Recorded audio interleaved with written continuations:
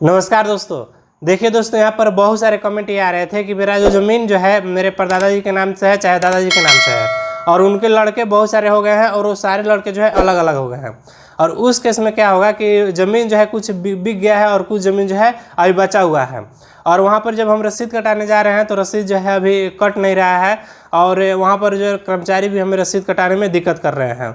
और वहाँ पर तो ये इंक्वायरी हमसे पूछे जा रहे थे कि वो सारे ज़मीन जो है हम अपने जितना भी मेरा हिस्सा पड़ रहा है वो अपने नाम से कैसे जो है अभी जो बचा हुआ कराएं, और ये सारे मामले कैसे हम सुधार कराएं। जैसे कि पारिवारिक बंटवारा होता है, उसमें बहुत सारे ऐसे भी लोग होते हैं जो सहमति नहीं होता है।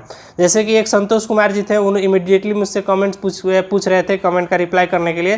तो मैं उनका बोला था कि मैं आपका कमेंट का रिप्लाई दूंगा इमीडिएटली का।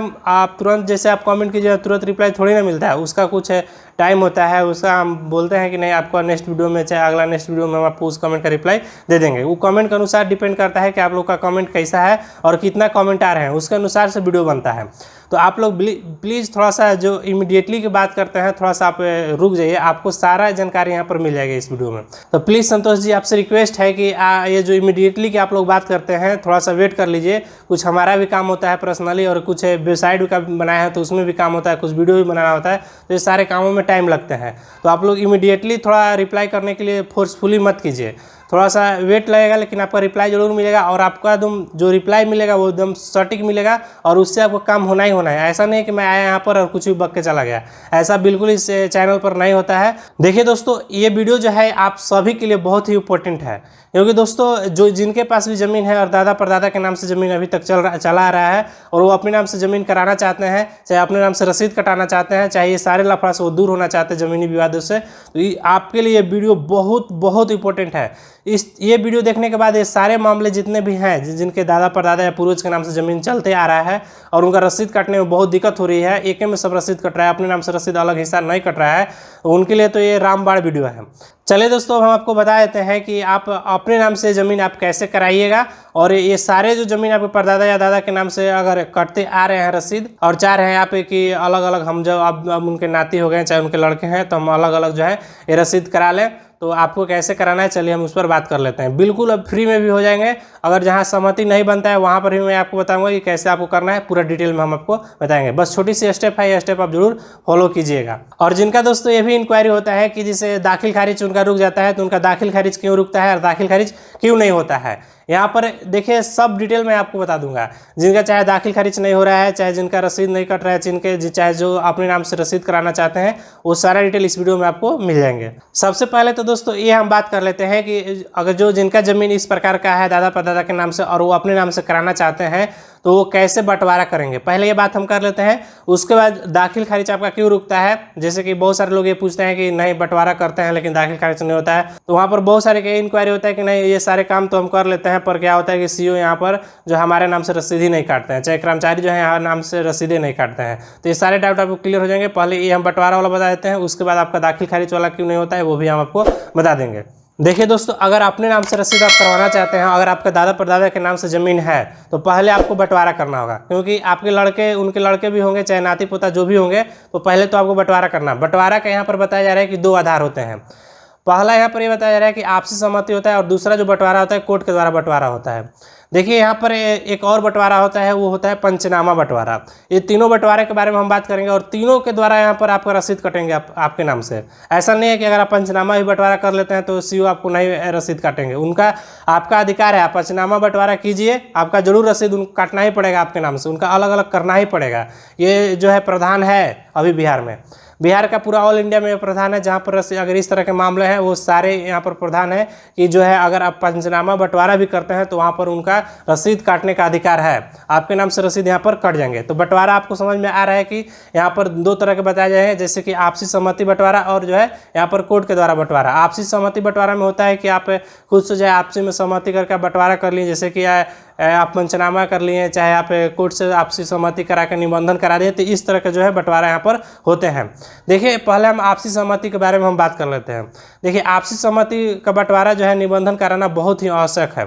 जैसे कि यहाँ पर आप लोग भी जानते हैं कि बिहार स्टेट जो था कुछ दिन पहले एक प्रावधान लाया था जिसमें ये बताया रहा था कि 50 रुपये का आप स्टाम्प लगाइएगा और 50 रुपये जो है निबंधन फीस दीजिएगा। यानी कि यहाँ पर ये बताया जा रहा था कि 100 रुपये के खर्च में आप जो है आपसी सहमति आपके पास है तो आप बंटवारा कर लेंगे। लेकिन ये जो है बहुत सारे लोग नहीं हो पा रहा था, बहुत सारे लोग जो है यहाँ पर रुक जा रहा था। इसका मेन कारण क्या था कि उनके पास आपसी सहमति नहीं था।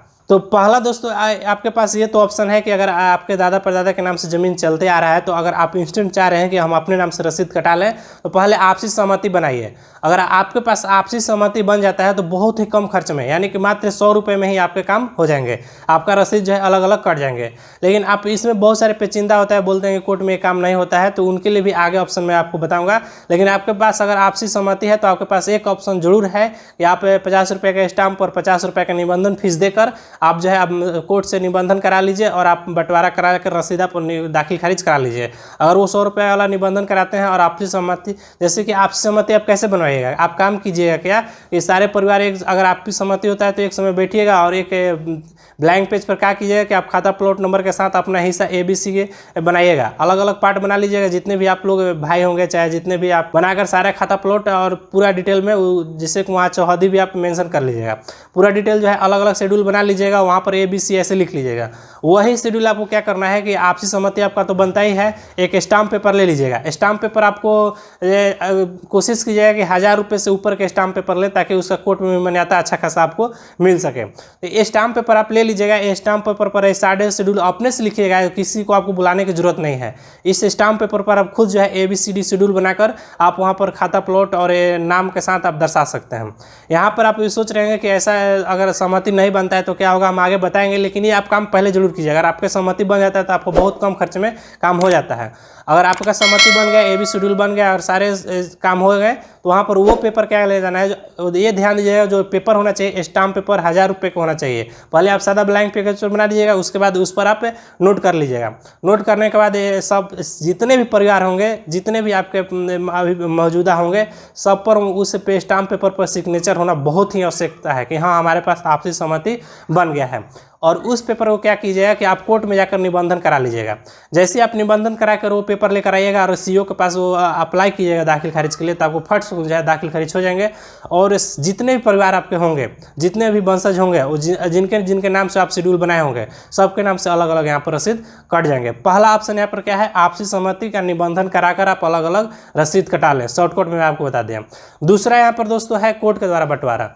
दूसरा एक कोर्ट के बंटवारा इसलिए किया जाता है दोस्तों कि यहाँ पर आपसी सहमति नहीं बनता है, तो इसमें क्या होता है, कोर्ट से बंटवारा कराने के लिए यहाँ पर सलाह दी गई है। इसमें दोस्तों क्या होता है कि बहुत सारे ऐसे परिवार होते हैं जिनके पास आपसी सहमति नहीं बनता है, और कुछ ऐसे लोग होते हैं जिनके पास बिल्कुल जो है वो झगड़ालू टाइप का वहाँ पर बना रहता है। तो क्या होता है कि उस केस में अगर कोई ऐसा व्यक्ति है जो चाह रहा है कि नहीं मेरा ज़मीन का जो है अलग मैं करवा लूँ और अलग रसीद कटवा लूँ, तो उस केस में क्या करेगा कि कोर्ट में अपील करेगा और वहाँ पर वो बोलेगा कि मैं कोर्ट से बंटवारा कराने जा रहा हूँ, और वो कोर्ट में जाकर बंटवारा अपना करा लेगा। वो कोर्ट में जैसे ही बंटवारा करेगा तो उसका निबंधन मिल जाएगा, और जैसे ही उसका निबंधन मिलेगा तो वहाँ पर वो बंटवारा का अपना कॉपी जो है कोर्ट बंटवारा का जो सबमिट करेगा तो CO वहाँ पर दाखिल कर देंगे। चाहे उसमें आपसी सहमति बने चाहे ना बने, उसका अधिकार है भाई। उसका जितना ज़मीन है वो आप पूरा पेपर, जैसे कि वंशावली पेपर, वो अपना सारा पेपर दिखाकर वो कोर्ट से बंटवारा कर लेगा, और वो कोर्ट से बंटवारा करके अपना जो है रसीद कटा लेगा। अगर आपसी सहमति नहीं बनती है तो ऐसा एक कमेंट जो था संतोष कुमार जी का था, जो बोल रहे थे कि हमारा 3-4 भाई, मेरे 3-4 पिताजी के भाई हैं और वो क्या कर रहे हैं, आपसी सहमति नहीं बन रहा है, तो उनका बस ऑप्शन क्या है, कोर्ट से बंटवारा वो कर लें।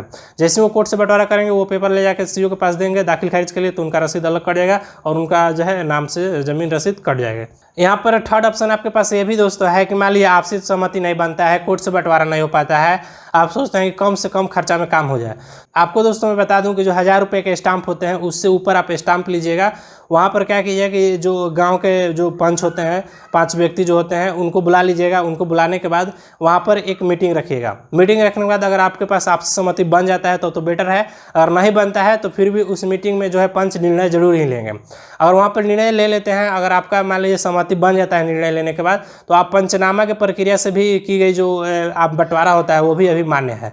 वो अगर आप पंचनामा के तहत अगर आप बंटवारा कर लेते हैं 1000 रुपये के ऊपर स्टाम्प पर और वो सारे परिवार को वहाँ पर हस्ताक्षर होते हैं, अगर उसका आप दाखिल खारिज के लिए आवेदन आप देते हैं तो वहाँ पर भी सीओ आपको मना नहीं कर सकते हैं। आपके पास ये ऑप्शन है, आप पंचनामा के थ्रू से, बहुत सारे लोग बोलते हैं कि पंचनामा के थ्रू से जो है सीओ जो है दाखिल खारिज नहीं करते हैं, अलग अलग रसीद नहीं काटते हैं। तो आपके पास ऑप्शन है, अगर ऐसा आपका नहीं होता है तो आप शिकायत जरूर करें और अभी जाकर आप पंचनामा के थ्रू आप चाहेंगे कि नहीं अगर हमारा रसीद जो है हम अपने नाम से खुद कराएं तो अभी जाके पंचनामा बनवाइए और पंचनामा बनवाकर अपना ज़मीन का जो है दाखिल खारिज के लिए सीओ के पास आवेदन कीजिए, आपका जरूर जो है अलग अलग ज़मीन हो जाएंगे। तो यहाँ पर 3 ऑप्शन आपके पास है, या तो आप कोर्ट का बंटवारा कर लीजिए, चाहे आपसी सहमति से आप निबंधन करा लीजिए कोर्ट में जाकर, चाहे आप पंचनामा जो है आप पंचनामा कराकर वहाँ पर सारे जितने भी परिवार है सबका साइन मोहर ले लीजिए और वहाँ से पंचनामा बंटवाकर 1000 रुपये का स्टाम्प के ऊपर आप पंचनामा बनवाइएगा। उस पंचनामा को उस पंचनामा पर यह ध्यान दीजिए कि ABBC ऐसे करके शेड्यूल साहब परिवार को बनवा लीजिएगा, वहाँ सिग्नेचर लेकर आप जो है ब्लॉक में जमा करके वहाँ पर दाखिल खारिज आप करा लीजिएगा।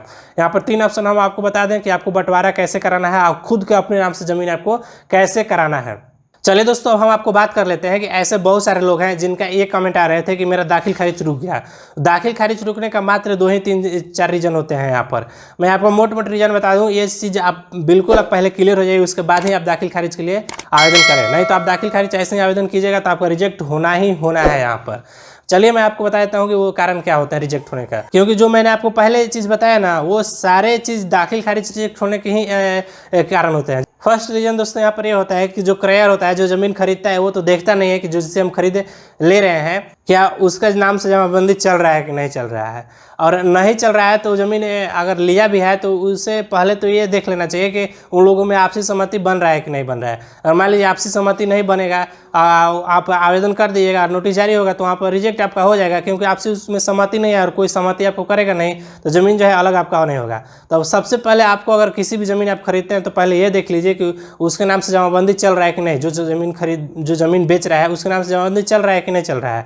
अगर नहीं चल रहा है तो ये भी आप पूछ लीजिए कि आपके आपसी सहमति बन रहा है कि नहीं। उससे जिसके नाम से जमाबंदी चल रहा है उसके जितने भी लड़के हैं वो सारे लड़के से पहले आप पूछ लीजिए कि आप सहमत हैं कि नहीं। अगर सहमत हो जाते हैं तब वो ज़मीन आप खरीद सकते हैं और आप अप्लाई कीजिएगा तो आपका 100% अप्रूव हो जाएंगे और आपका दाखिल खारिज हो जाएंगे।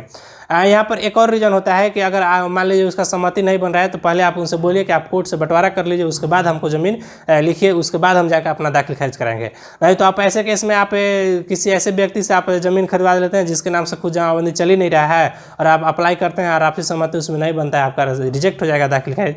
तो ऐसा आपको बिल्कुल नहीं करना है। पहला रीज़न यही होता है मेन बंटवारा में, रीज़न यही होता है कि वो सहमति से बंटवारा हो चाहे कोर्ट से बंटवारा हो, आप जिसके नाम से बंटवारा किए गए जिसके नाम से चल रहा है उसी से आप ज़मीन खरीदें। ऐसा बिल्कुल ज़मीन ना खरीदें जैसे कि बहुत सारे लोगों के नाम से ज़मीन है, आप किसी एक से लिखवा लीजिए उसका हिस्सा और आप जाके अप्लाई कर दे, तो वहाँ पर होता क्या है कि आपका कभी भविष्य में आप फंस सकते हैं। अगर जो और परिवार जो है अगर वो म्यूटेशन में अगर रोक डाल देता है तो आपका म्यूटेशन बिल्कुल नहीं होगा, आपका दाखिल खारिज बिल्कुल नहीं होगा। हालांकि दोस्तों वहाँ पर एक ऑप्शन होता है कि वो व्यक्ति से आप बोलिए कि आप कोर्ट से बंटवारा कर लीजिए, उसके बाद आपका जो है दाखिल खारिज हो जाएंगे। देखिए जैसे यहाँ के कॉलम में बताया है कि यहाँ पर देखिए बताया ज़मीन बंटवारे के बाद नई जमींदारी से खरीदना संस्कार होगा। जैसे मैंने आपको बताया कि बंटवारा जिसका नाम से जमाबंदी चल रहा है उसी के ज़मीन, इसका मतलब यही होता है, तो इसलिए यहाँ पर ये लिखा गया है। और जैसे कि यहाँ बताया जा रहा है खाता खेसरा जब अप्लाई कर रहे हैं तो स्पष्ट उसमें जो आप PDF अपलोड कर रहे हैं तो मेंशन होना चाहिए, ताकि जो कर्मचारी वेरीफाई करें तो आपको पता चल जाए कि नहीं ये ज़मीन जिस रैयत के नाम से है वो तुरंत जो है आपका दाखिल खारिज कर दें। तो ये सारे चीज़ होना चाहिए। और दूसरा कारण जो है दाखिल खारिज रिजेक्ट होने का ये कारण होता है कि बहुत सारे लोग ऐसे होते हैं जो कि गैर मजरूह आम या मालिक या बकाया ज़मीन, ये सरकारी ज़मीन के बहुत सारे प्रकार होते हैं जो कि मैंने पहले वीडियो में चर्चा कर दिया हूँ। वो क्या कराते हैं कि किसी तरह से वो लिखवा लेते हैं कोर्ट में जरा कर, क्योंकि उनके नाम से जमाबंदी चल रहा था। जैसे कि सरकारी में प्रावधान है कि अब जो है ज़मीन इस तरह के सरकारी ज़मीन होते हैं वो हस्तांतरण नहीं हो सकते हैं। वहाँ पर कुछ लोग जो है कर देते हैं, लिख देते हैं, तो उस केस में जो ऐसे अप्लाई करते हैं तो सीओ डायरेक्ट वहाँ पर मना कर देते हैं कि नहीं इस तरह के ज़मीन का प्रावधान यहाँ पर बिल्कुल नहीं है। तो उस केस में भी क्या होता है कि आपका जो है दाखिल खारिज रुक जाता है। तो यहाँ पर सरकारी ज़मीन का भी आप चेक कर लीजिए कि ज़मीन का किस प्रकार का किस्म है। अगर सरकारी ज़मीन आपको तन से भी डाउट लगता है तो उस प्रकार का ज़मीन ना खरीदें, नहीं तो आपका दाखिल खारिज जो है अस्वीकृत होने का चांसेस आपका बढ़ जाता है। देखिए दोस्तों, यहाँ पर मैं आपसे रिक्वेस्ट करूँगा कि आपसी बंटवारा जो होते हैं बहुत ही कम खर्च में काम हो जाता है, चाहे कोर्ट का भी बंटवारा बहुत कम खर्च में काम हो जाता है, चाहे पंचनामा भी बहुत कम, तीनों बहुत ही आसान तरीका है। अगर आप अभी तक जागरूक नहीं हैं तो आप जागरूक हो जाइए और जल्दी से जल्दी जो है अपने नाम से ज़मीन करा लीजिए, ताकि आने वाले भविष्य में आप विवाद से जो है आप दूर हो सकें। तो आप अपने नाम से ज़मीन कराना बिल्कुल ना भूलिएगा। ये स्टेप इसीलिए मैं वीडियो लाया था कि जो लोग ये क्वेश्चन कर रहे थे कि कैसे करूँ, तो वो आपसी सहमति हो, चाहे कोर्ट का बंटवारा करके आप निबंधन करा ले, चाहे पंचनामा के थ्रू आप बंटवारा कर ले। ये 3 आपके पास ऑप्शन है, तीनों से आप चल जाइए। गाँव में तो ज़्यादातर पंचनामा बंटवारा बहुत ही सक्सेस है, क्योंकि लोग पंचों की बात मानते हैं। अगर जहाँ पर ये बात नहीं मानते हैं वहाँ आप कोर्ट से बंटवारा कर सकते हैं। देखिए दोस्तों, यहाँ पर छोटी सी फेवर आपसे मांग रहा हूँ कि अगर आप मोबाइल में इस वीडियो को देख रहे हैं, चाहे आप लैपटॉप में इस वीडियो को देख रहे हैं, तो आप ज्ञान तक जरूर सर्च मारिएगा। यहाँ तक ज्ञान तक सर्च मार के मेरा ऑफिशियली वेबसाइट यहाँ पर आप जरूर विजिट कीजिएगा। विजिट करने के बाद दोस्तों, यहाँ पर कॉर्नर में आपको एक छोटा सा घंटी तरह आइकन दिख रहा होगा। इस घंटी पर आप क्लिक कीजिएगा। जैसे आप क्लिक कीजिएगा तो इस तरह का सब्सक्राइब का वहाँ पर आपका एक बटन दिखेगा। आप सब्सक्राइब जरूर कर लीजिएगा। आज नहीं सब्सक्राइब करते हैं तो कुछ भी हम जो है यहाँ पर अपडेट करेंगे, जैसे कि यहाँ भूमि जानकारी सेक्शन में अपडेट करेंगे, चाहे यहाँ पर मान लीजिए लेटेस्ट जॉब या सरकारी योजना, यहाँ पर जैसे बहुत सारी योजनाएं आते हैं सरकारी, और वो चीज़ यहाँ पर हम पोस्ट करते हैं कि नहीं आपको जानकारी होना चाहिए, तो आपको नहीं अपडेट रह पाइएगा। अगर आप विशेष अपडेट रहना चाहते हैं तो ये घंटी पर आप जरूर क्लिक करके आप सब्सक्राइब कर लीजिएगा और इस वेबसाइट से आप जरूर जुड़िए, ताकि कोई भी सरकारी जो स्कीम आते हैं, चाहे जॉब आते हैं सरकारी, चाहे यहाँ पर भूमि जानकारी संबंधित कोई पोस्ट में जैसे कि लिखता हूँ, जैसे कि यहाँ मैं पोस्ट लिखा हूँ कि भूमि सर्वे कैसे कराई जा रही है, जमीन का प्रमुख चरण क्या है, तो यहाँ पे पोस्ट देखकर भी आप समझ से पढ़ लीजिएगा, तो आपको पता चल जाएगा कि सर्वे कैसे कराया जा रहा है। फालतू के आपको लंबा लंबा वीडियो देखने की जरूरत नहीं है। इस पोस्ट को भी आप रीड कर लीजिए तो सारा समझ में आ जाएगा। चाहे तो आप जैसे कि बिहार स्टेट है तो रसीद काटना चाहते हैं, नक्शा देना चाहते हैं, म्यूटेशन कराना चाहते हैं, सारा लिंक यहाँ पर दिया गया है। जैसे उत्तर प्रदेश के होंगे तो उत्तर प्रदेश का भी यहाँ लिंक दिए होंगे, यहाँ पर धीरे धीरे झारखंड, ये सारे लिंक जो है मैं एक्टिवेट कर रहा हूँ। तो अभी तक अगर इस साइट पर नहीं आए, बहुत ही अच्छा डिजाइन किया हुआ साइट है और बहुत ही फास्ट ये साइट चलता है। ऐसा नहीं है कि साइट पर आप आइएगा तो नहीं खुलेगा, हर एक चीज़ आपको एकदम तुरंत खुलेंगे और डिजाइन जो है बहुत ही अच्छा किया गया है। मोबाइल में भी आपको बहुत सुंदर यदि दिखेंगे, तो आप इस वेबसाइट को जरूर एक बार सब्सक्राइब कर लीजिए। यहाँ पर घंटी दिख रहा है, आपसे रिक्वेस्ट है कि इस घंटी पर क्लिक करके आप सब्सक्राइब कर लें।